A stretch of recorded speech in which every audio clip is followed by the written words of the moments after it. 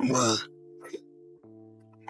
I just felt like I was home. Really? Yeah. You know Jan-Michael Vincent as the iconic helicopter pilot from Airwolf, but behind the scenes, his life was far from the action-packed roles he portrayed. 3 marriages, a daughter, a tragic downfall, and an abandoned house. His story isn't what you might expect. Ever wondered what his life was really like off-screen? Let's take a closer look at the man behind the fame, his struggles, and the legacy he left behind. Love that couldn't last. Hey, hello, welcome here.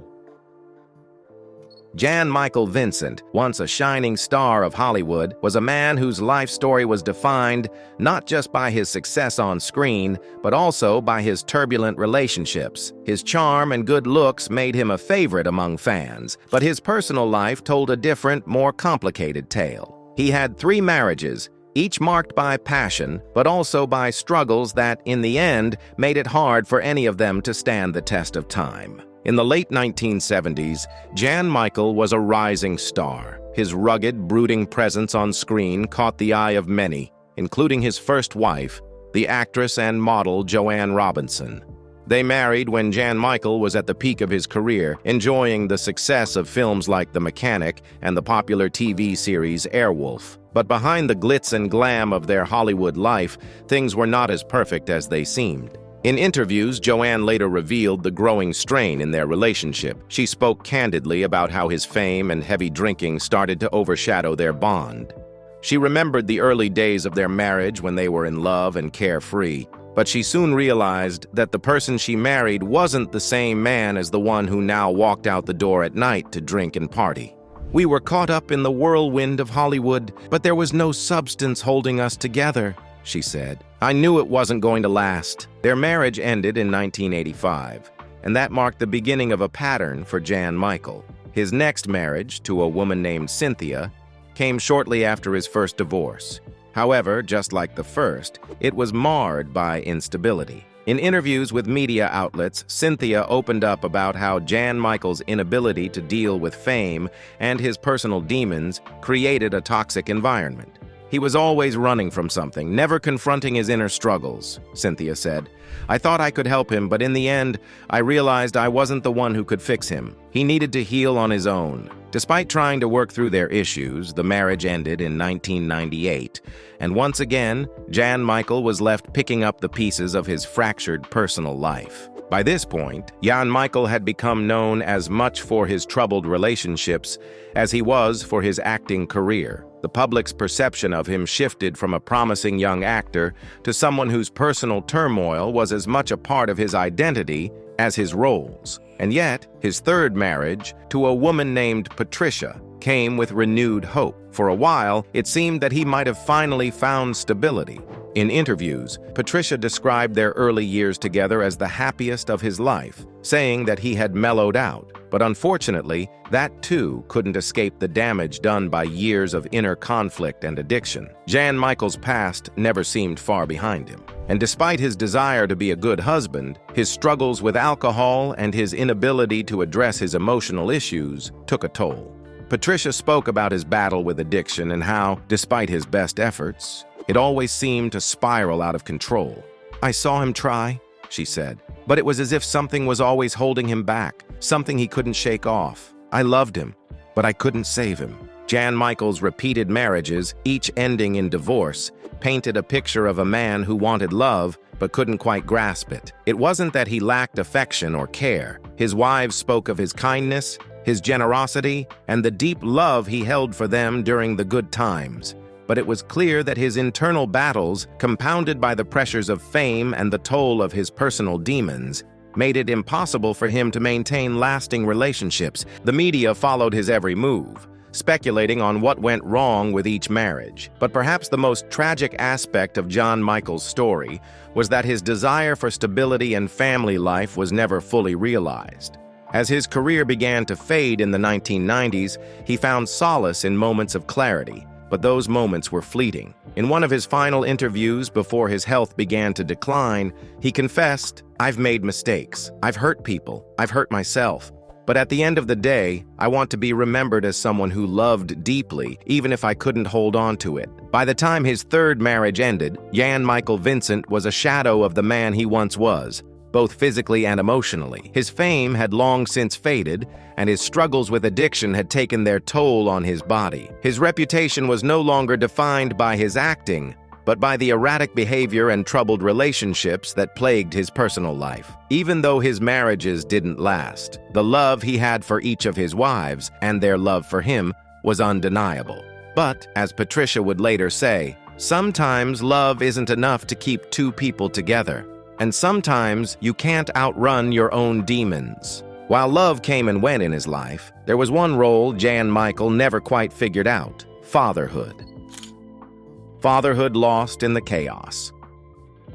If you're a parent, you know that every child looks at their mom or dad like a superhero, at least for a while. That's how Jan-Michael Vincent's daughter Amber must have seen him too. A man who once lit up every TV screen with his charisma, his rugged charm, and that unspoken rebel energy. But behind the cameras and headlines, there was a different story. A quieter, more personal one between a father and his daughter. One that never got the spotlight it deserved. Jan-Michael Vincent was known to the world as the star of Airwolf, the face of 70s action films, and the guy everyone wanted to be. He had that mix of cool confidence and quiet mystery. But as with many who rise fast in Hollywood, his personal life wasn't always in sync with his public image. Amber Vincent was born in 1972, during Jan's first marriage to Bonnie Poorman. At that time, his career was just starting to bloom. He was working more, traveling more, and Hollywood was demanding more of him. The excitement of new roles and fame clashed with the quieter responsibilities of fatherhood. That's a story many working parents can relate to, balancing ambition with being present at home. Interviews with people close to the family paint a picture of a man who loved his daughter deeply, but often found himself caught between work and home life. According to a 2002 People magazine feature, Amber stayed mostly out of the public eye. That wasn't by accident. It was a decision made by both Jan and Bonnie to shield her from the media circus. As Amber grew up, she rarely gave interviews, preferring to keep her memories and relationship with her father private. But on the rare occasions she did speak, her words were filled with a mix of admiration and longing. "If you knew him only from the headlines, you didn't really know him," Amber once said in a local interview. "He had a soft side. He just didn't always know how to show it." And that line says a lot. Being the daughter of a celebrity isn't always as glamorous as it seems. While Jan was filming or being featured in magazines, Amber was often navigating life without him around as much as she may have wanted. That kind of emotional distance can be hard for any child, let alone the child of someone so publicly adored. It's not about blame. It's about the complexity of being human. How do you give everything to your dreams and still keep enough left for the people you love? In his later years, Jan's life slowed down, and so did his work. That's when some of his more reflective moments with Amber started to surface. According to family friends, Jan would often talk about Amber in private conversations. He would keep photos of her close and recall memories from her childhood, simple ones, like taking her to the beach or just watching her sleep when she was a baby. These aren't moments that make headlines, but they're the kind that matter most. One close friend told Entertainment Weekly he was proud of Amber. Even when they weren't close, he never stopped seeing her as his little girl. Their relationship, while marked by periods of distance, was never entirely broken. That's the quiet truth many parents and children live with. Love that endures even through missteps and missed moments. And maybe that's what makes this story so relatable. Not every parent-child relationship is perfect. Not every hug is caught on camera. And not every emotion is easy to express. But love, it finds a way to stay. In his prime time, Jan-Michael Vincent was enjoying fame and love from fans, and people were just starting to notice his personal life, but no one, not even him, saw how fast things would go wrong. From red carpets to courtrooms. You were bigger than Brad Pitt. Well, I even know who Brad Pitt is. Are you an alcoholic? Yes. I know that, In the 70s and early 80s, Jan was everywhere. He was the face young men wanted to emulate and the kind of man young women dreamed of. From his breakout roles in films like The Mechanic with Charles Bronson to his rise as the daring helicopter pilot in the hit series Airwolf, Jan-Michael Vincent became a household name. He had it all: the fame, the money, and the lifestyle that came with it. But behind the scenes, the story was a little different. People close to him often said he struggled with expectations. In a 1984 interview with People magazine, he mentioned, "Fame is a game I didn't know I was playing until I was in too deep." It was clear that while he embraced the spotlight, he didn't always understand how to live under its pressure.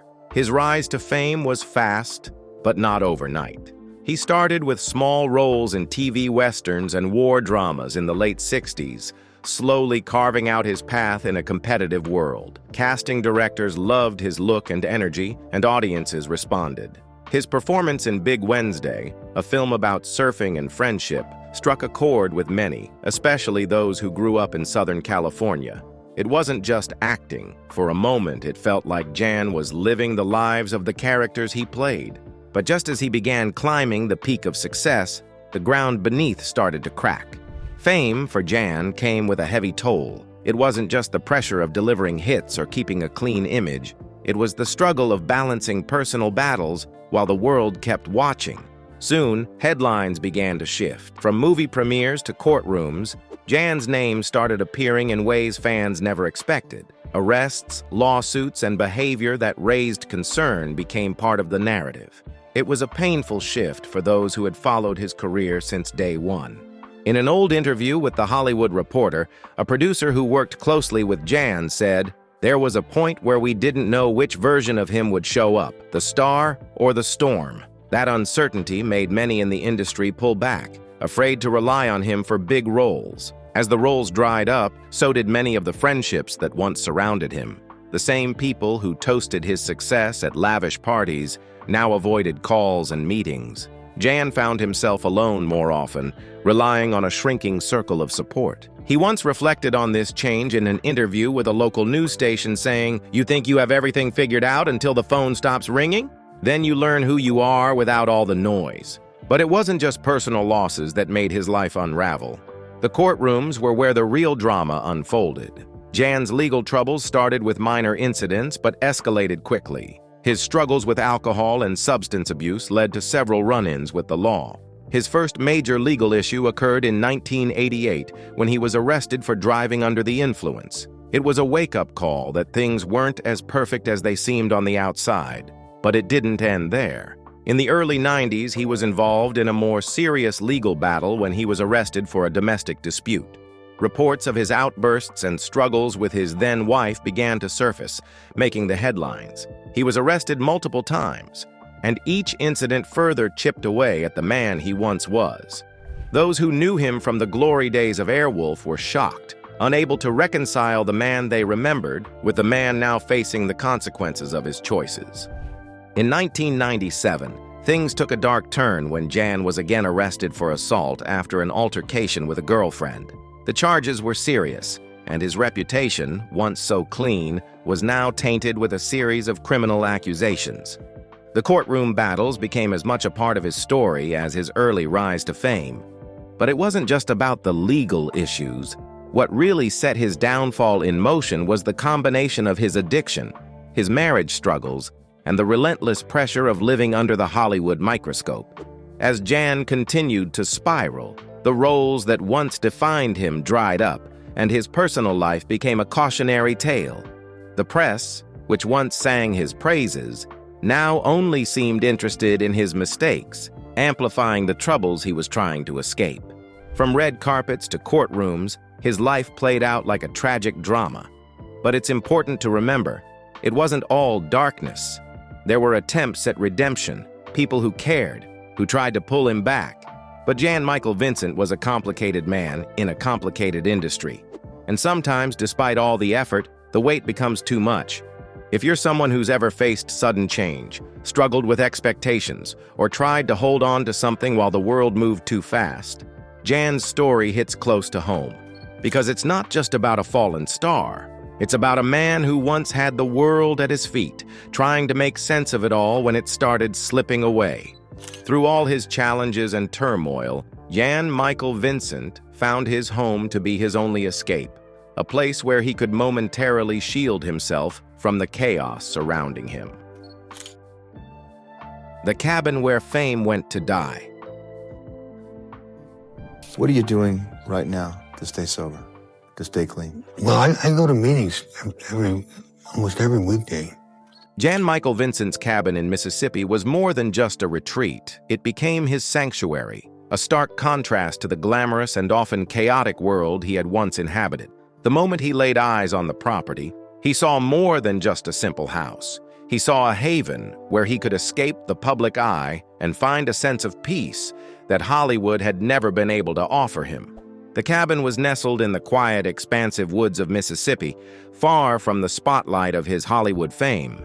When Jan purchased the property, it wasn't just an impulse buy. It was a decision born out of necessity. He needed a place to retreat, somewhere that wasn't filled with the distractions of his Hollywood life.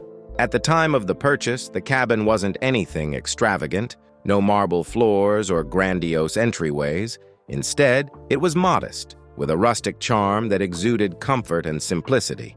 According to some reports, the property was purchased for a modest price, especially compared to the sprawling estates he had previously lived in. The land and cabin together were valued at around $250,000, which at the time seemed like a small price to pay for peace of mind. In comparison, the lavish homes he'd owned in Hollywood were worth millions, but none of them had brought him the peace he found here. Neighbors who spoke of Jan's time there told stories of a man who kept to himself, but was friendly and kind when spoken to. One neighbor recalled, he didn't want the spotlight. He wanted to live simply, quietly. People would be shocked to know how normal he was here. The cabin became his place of reflection, a far cry from the storm of legal battles, addiction struggles, and relationship turmoil that often dominated his life. It was here that he could attempt to piece together a life that felt out of his control. In an interview with People magazine, Jan once spoke about the need for privacy and solitude. "Hollywood can swallow you whole if you let it," he said. "I wanted to get away from all of that, to just be a person, not a persona." The cabin was the only place that felt like home. Those words resonated deeply with anyone who had ever longed for escape from a world that never stopped demanding more from them. The cabin, modest in comparison to his earlier Hollywood homes, became the place where fame took a back seat to survival. While the outside world continued to watch his career unravel, Jan sought a kind of peace only found within those four walls. It was here he would reflect on his mistakes, grieve his lost years, and try to reconnect with who he once was before the storm hit. One local farmer who had known Jan for years mentioned, "He wasn't the celebrity that people thought. He was a regular guy who liked his space, but if you caught him at the right time, he'd chat with you like an old friend." But as much as Jan-Michael Vincent tried to retreat into this peaceful life, the past continued to tug at him. The cabin, with all its comforting solitude, couldn't erase the bitterness of his battles. His legal troubles and issues with addiction crept into his mind, clouding the moments of tranquility. The escape that the cabin offered was only temporary, and the weight of his past continued to follow him, even in the quiet of Mississippi. His life in that cabin was a bittersweet chapter. It wasn't the life that fans saw on TV or in movies, filled with adventure and glory. It was a life marked by regret, struggle, and the search for redemption. And yet, in those moments of reflection, it was also a life he cherished, one where he could just be himself.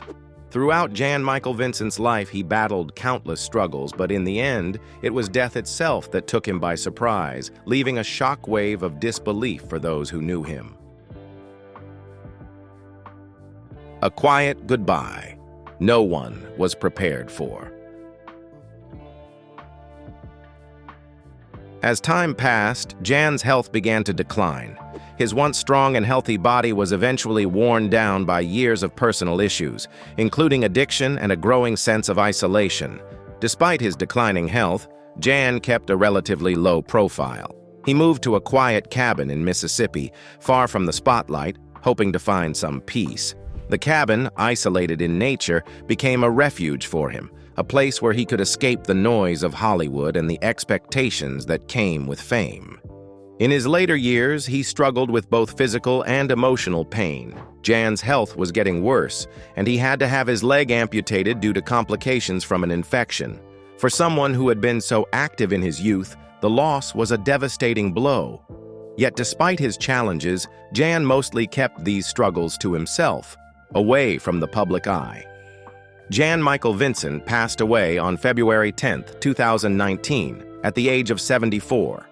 His death was quiet and largely unnoticed by the media, which had once followed him closely. There were no big tributes, no massive news coverage, just a few headlines mentioning his passing. It seemed almost fitting for a man who had spent his last years in such isolation, away from the world that had once adored him. However, despite the lack of media attention, Jan's fellow stars took the time to remember him. Those who had worked with him, from co-stars on Airwolf to producers and directors, spoke about him with affection. His co-star from Airwolf, Ernest Borgnine, remembered Jan as a true professional and a great guy. He spoke of their time together on set, recalling that Jan was always the first to make everyone laugh and had a special bond with the cast. Borgnine said, "Jan had this charisma that you couldn't fake. When he walked into a room, you knew he was there. He had that energy." Others who worked with him shared similar stories. Linda Harrison, who worked alongside him in Big Wednesday, said, "Jan had this effortless way of making you feel comfortable. He was such a talent, but he also had a heart of gold. He cared deeply for those he worked with." She reflected on how Jan was always willing to give advice to younger actors, and how he'd always have time to chat when the cameras weren't rolling. "It wasn't just the big roles he played on screen. It was the kindness he showed behind the scenes," she said. The stories shared after his death spoke volumes about the man he truly was. In fact, it's clear that Jan-Michael Vincent was more than just a pretty face or a charismatic actor. He was someone who made an impression wherever he went, not just for his work, but for the way he treated people. Even though his battles with addiction and health issues took their toll, those who had seen the real John knew his heart. After Jan-Michael Vincent's death, a new question surfaced. Who inherited his legacy, and what happened to his estate? The money he left behind.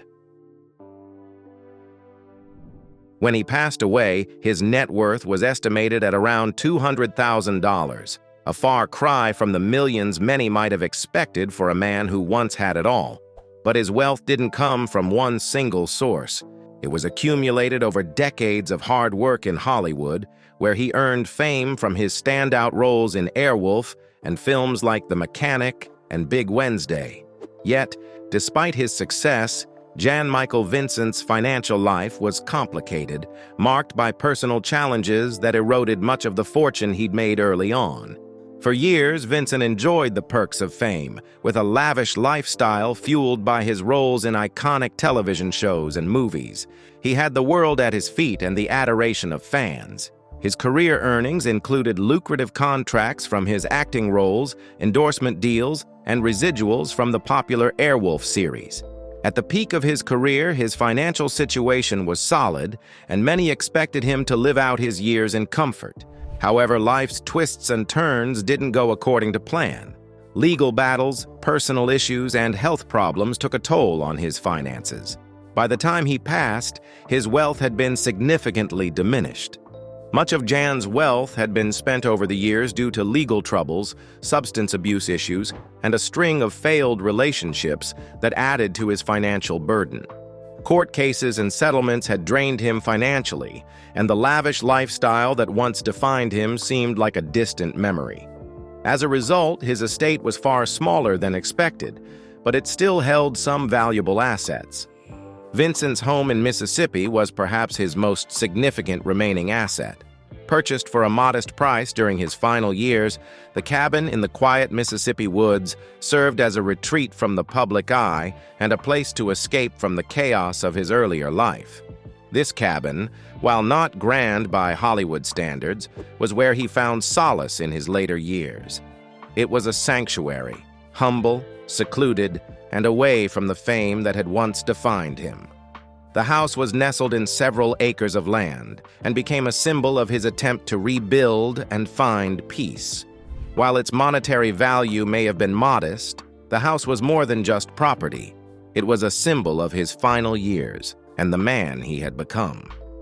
When Jan passed away, his estate wasn't left to a large network of beneficiaries, but rather to his daughter, whom he had reconnected with later in life.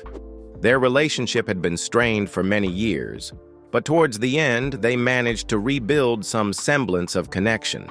His daughter inherited the bulk of his remaining wealth, including the cabin and the few other assets that were left behind. For her, the inheritance wasn't just about money. It was about family, closure, and the resolution of a complicated father-daughter relationship. It was a bittersweet end, a final act of reconciliation between a man who had faced many personal demons and the daughter he had once lost touch with. Though his financial legacy was not extensive, Jan-Michael Vincent's life and the lessons it carries go beyond numbers. The money he left behind wasn't what defined him. It was the story of someone who had it all, lost it, and found peace in his final years away from the spotlight. His daughter's inheritance of the estate was a poignant reminder that in the end, the most meaningful things in life aren't the things we accumulate, but the relationships we rebuild and the legacy we leave behind through the connections we make. What are your thoughts on Jan-Michael Vincent's journey? Which part of his story do you relate to the most? Share your thoughts in the comments below, and don't forget to subscribe to the channel for more compelling stories like this one.